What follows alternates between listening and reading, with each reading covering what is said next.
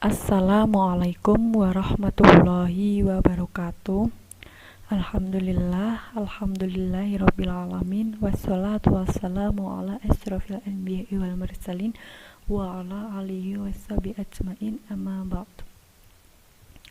Sebelum kita mulai pembelajaran pada hari ini, marilah kita berdoa bersama. Berdoa dimulai.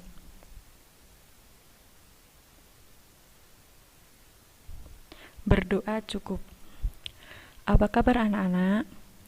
Baik, semoga kita semua selalu diberikan kesehatan dan keselamatan. Untuk hari ini kita masih belajar dengan daring atau online ya. Kita belajar di e-learning. Walaupun kita belajar online, semoga tidak menurunkan semangat kalian dalam belajar. Dan marilah kita berdoa semoga wabah ini segera berakhir sehingga kita bisa belajar dengan tatap muka.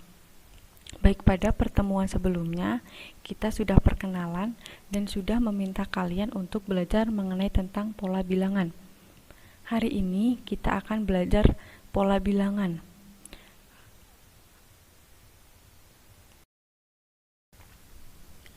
Hari ini kita akan belajar tentang pola bilangan dan barisan bilangan. Pola bilangan. Ada yang tahu nggak apa sih yang dimaksud dengan bilangan?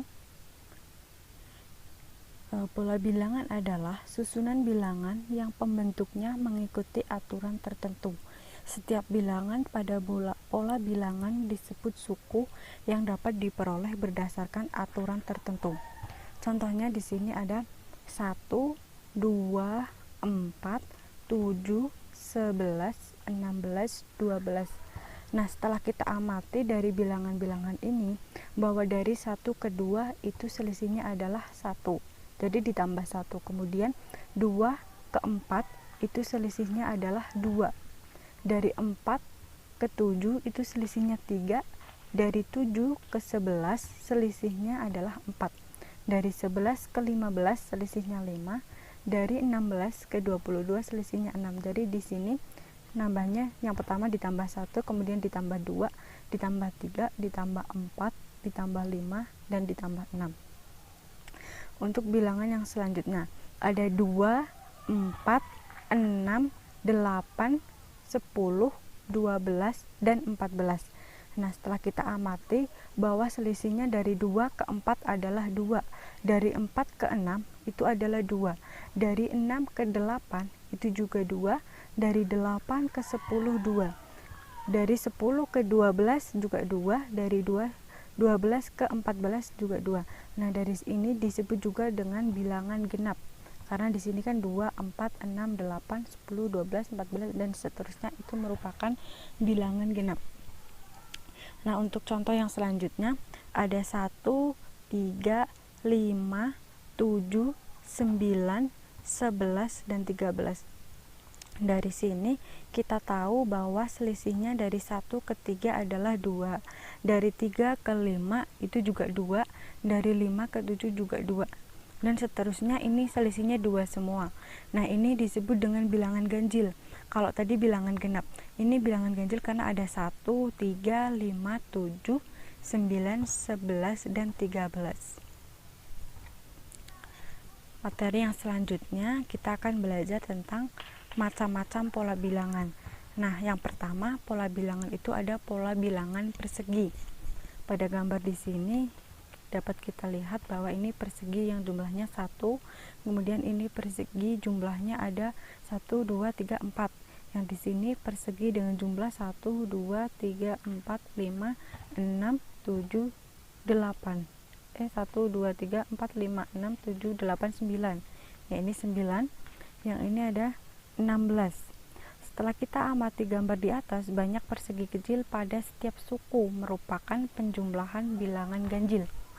Untuk rumus suku pola ke N pada pola bilangan persegi adalah Pn itu akan sama dengan N kali N sama dengan N kuadrat, sama seperti luas persegi ya. Untuk yang selanjutnya contoh. Tentukan jumlah 25 bilangan ganjil yang pertama.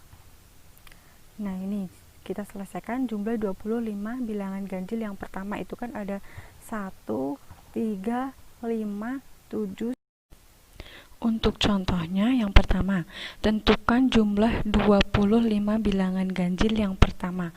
Nah, untuk cara menghitungnya itu kan jumlah 25 bilangan ganjil yang pertama yaitu dari 1, 3, 5 sampai 49. Kemudian kita jumlahkan itu kan sama dengan ada 25, jumlahnya 25 kemudian dipangkatkan 2 seperti pada rumus sebelumnya ini ya, bahwa n kali n atau n kuadrat. Nah, di sini n-nya adalah 25. Maka 25 kuadrat sama dengan 625. Jadi, jumlah 25 bilangan ganjil yang pertama adalah 625. Kemudian untuk contoh yang kedua, jika suku ke n pada pola bilangan persegi adalah 196. Tentukan banyak bilangan atau suku pada pola bilangan tersebut. Nah, kayak tadi bahwa rumusnya untuk mencari jumlah itu akan sama dengan n kuadrat. Di sini jumlahnya itu ada 196, maka kita cari n-nya.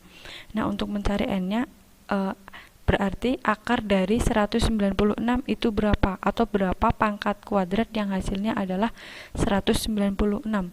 Maka n-nya di sini adalah 14. Untuk pola yang kedua yaitu adalah pola bilangan persegi panjang. Seperti pada gambar di sini, ini untuk pola yang ini yang pertama ini jumlahnya 2. Yang selanjutnya adalah jumlahnya 6. Yang selanjutnya lagi ini ada 12. Yang di sini ada 20. Kemudian hubungan antara urutan suku, banyak noktah dan jumlah seluruh noktah dapat disajikan pada tabel berikut. Untuk yang susunan gambar yang pertama itu jumlah noktahnya ada 2. Nah, jumlahnya itu kan sama dengan 2, ini akan sama dengan 1 dikalikan 2. Kemudian yang kedua gambar yang ini jumlahnya ada 6. Berarti kan yang tadinya cuma 2 ditambah dengan 1, 2, 3, 4. Berarti 2 ditambah 4 sama dengan 6. Nah, 6 di sini ini kan sama dengan 2 dikali dengan 3. Maka sama dengan 6. Untuk gambar yang ketiga itu kan tadinya cuma 2 terus ditambah 1, 2, 3, 4, 5, 6 ditambah 6 ditambah lagi dengan 4 tambah 4 ditambah 6 maka akan sama dengan 12. Nah, 12 itu sama dengan 3 dikali dengan 4. Untuk gambar yang keempat ini jumlahnya ada 20. 20 di sini kan sama dengan tadi 2 ditambah dengan 4 ditambah lagi dengan 6 dan ditambah dengan 8. 1, 2, 3, 4, 5, 6, 7, 8. Nah, 12 di sini ini akan sama dengan ini panjangnya di sini kan 1, 2, 3, 4, 5. Kemudian lebarnya 1, 2, 3, 4. Berarti 4 dikali dengan 5.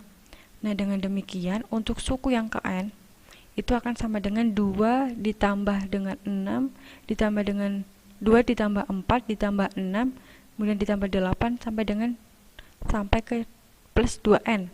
Maka n kali n plus 1 untuk jumlah seluruh noktahnya. Rumusnya persegi yang pola persegi panjang adalah ini. Nah, dapat disimpulkan sebagai berikut. Yang pertama, rumus suku ke n pada pola bilangan persegi panjang adalah Rn itu akan sama dengan n dikalikan dengan n ditambah 1. Untuk yang kedua, 2 ditambah 4 ditambah 6 ditambah 8 ditambah 10 sampai dengan 2n itu akan sama dengan n dikalikan n plus 1, dengan n adalah bilangan suku ya, bilangan atau suku.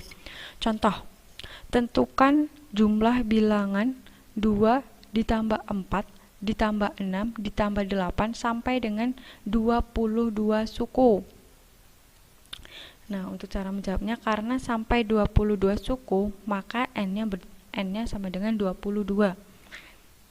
Kemudian 2 ditambah 4 tambah 6 tambah 8 sampai 22 suku. Kayak seperti tadi kan rumusnya n dikalikan n plus 1.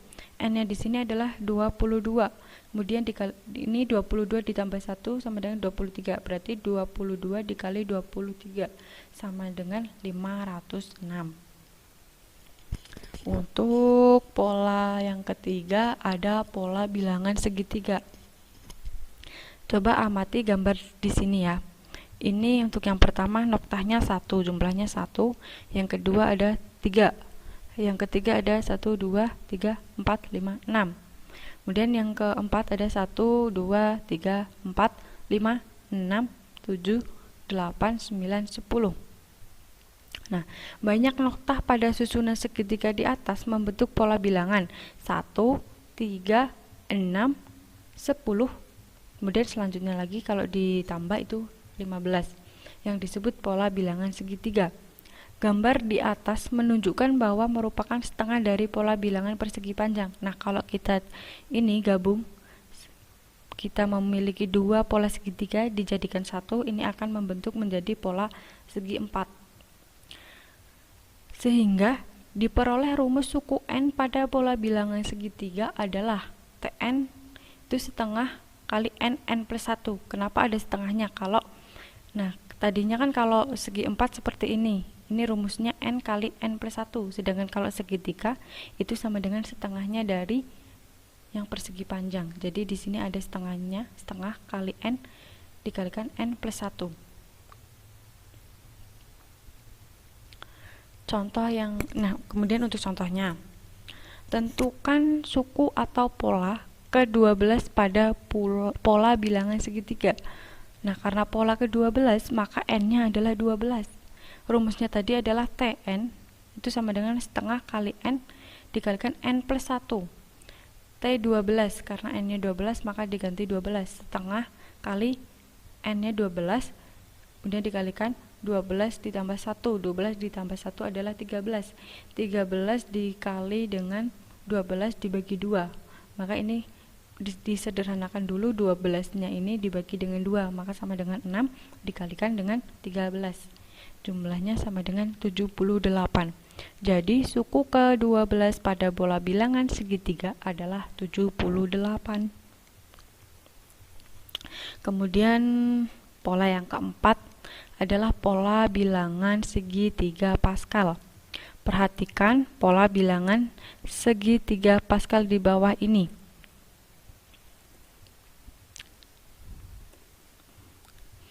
Ini ya, ini kan bentuknya kayak piramid. Nah, ini yang pertama kita buat adalah 1.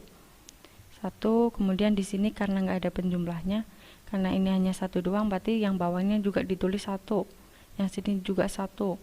Kemudian ini untuk mengisi yang tengah, maka ini 1 ditambah 1 sama dengan 2. Nah, ini 1 kan sendiri ya. Ini juga ditulis di sini 1 lagi. Di sini 1 lagi. Kemudian ini 3 ini diperoleh dari 2 ditambah dengan 1 sama dengan 3. 3 di sini juga diperoleh dari 2 ditambah dengan 1, maka 3. Yang ini tetap 1, ini 1. Nah, untuk 4 di sini diperoleh dari 1 ditambah dengan 3 sama dengan 4. Untuk 6 di sini diperoleh dari 3 ditambah 3 sama dengan 6. 4 diperoleh dari 3 ditambah 1. Nah, untuk 1 ini merupakan baris ke-1. Untuk jumlah 1, maka itu akan sama dengan 2 pangkat 0 sama dengan 2 pangkat 1 dikurangi 1.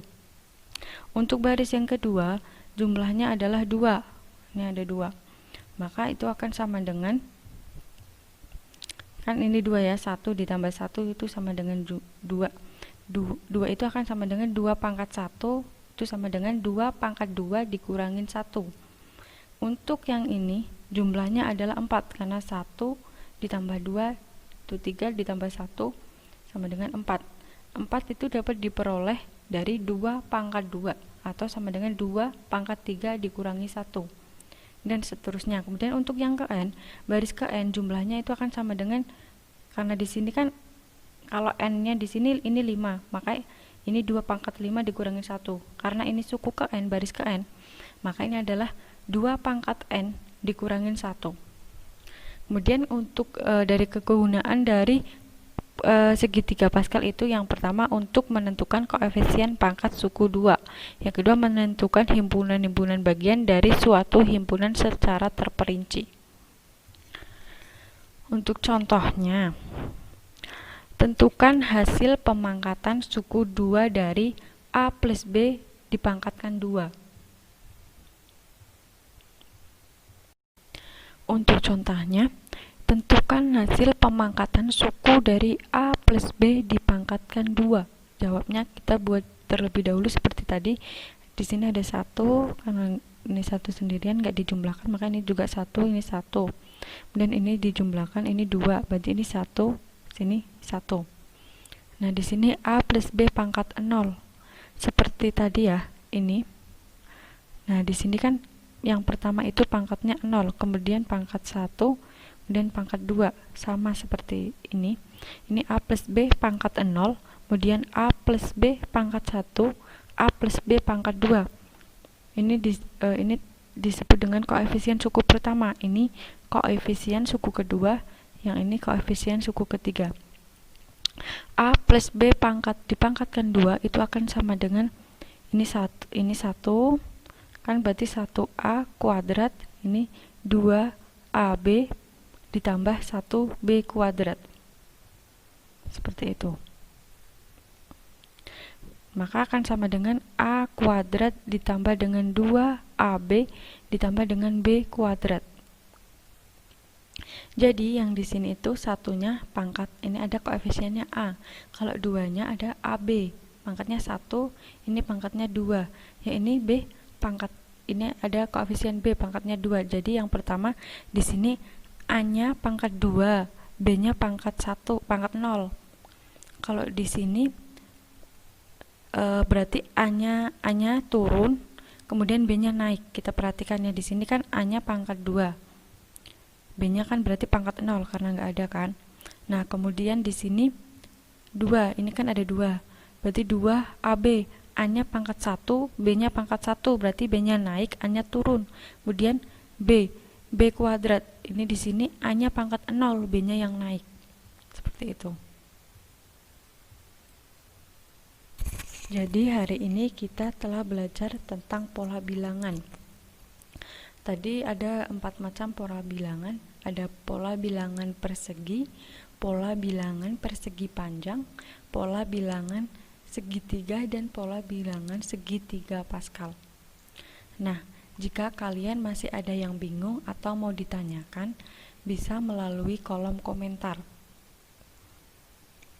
Untuk tugas, insya Allah akan saya upload di e-learning.